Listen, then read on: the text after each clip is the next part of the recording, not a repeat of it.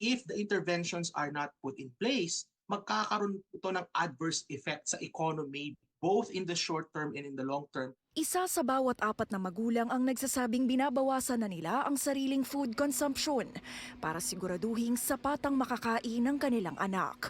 Ito ayon sa report kamakailan ng Salvation Army. Mas importante yung ano ng anak mo, you have to adjust. Ikaw na talaga yung mag-a-adjust pagka ganun. So, yeah, bilang magulang, coming from the heart. Sa mga magulang na ito, 90% ang nagsabing binabawasan na nila ang kanilang grocery bills para tugunan ng iba pang bayarin.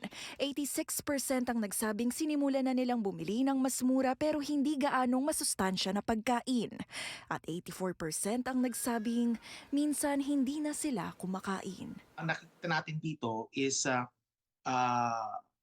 mahal pa rin ang presyo ng pagkain. Number two, in the midst of rising food prices, makikita natin na yung incomes ng ating mga kababayan, mga Canadian, hindi siya sufficient para makamit ng kanilang consumption expenditures. Ayon pa sa Salvation Army, dumami rin ngayong taon ang bumisita sa kauna-unahang pagkakataon sa mga food bank. Bagamat humupa na ang pagkabahala sa abot kayang pagkain at inflation kumpara noong 2023. Sabi ko nga sa mister ko, hindi na tayo masyadong nagsishopping ngayon kasi malalaki na. Pero parang pareho pa rin kasi both kami nagtatrabaho pa rin kasi kami. So parang kulang pa rin, ano? Sa panahon ngayon, lalong-lalo na ang tataas ng mga bilihin, pinagkakasya na lang namin yung budget. Opo.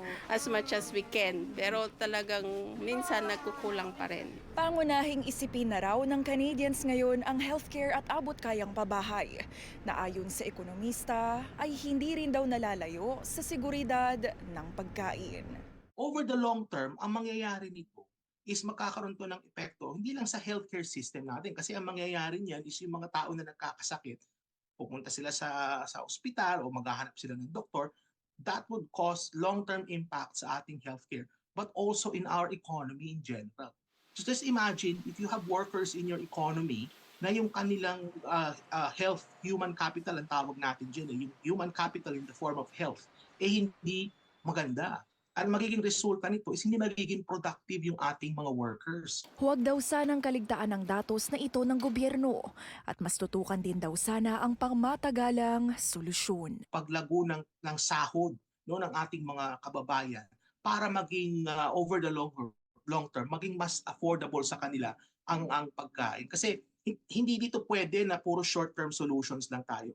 We need to come up with a long-term permanent solution to address this problem. Teresa Redula, Omni News, Toronto.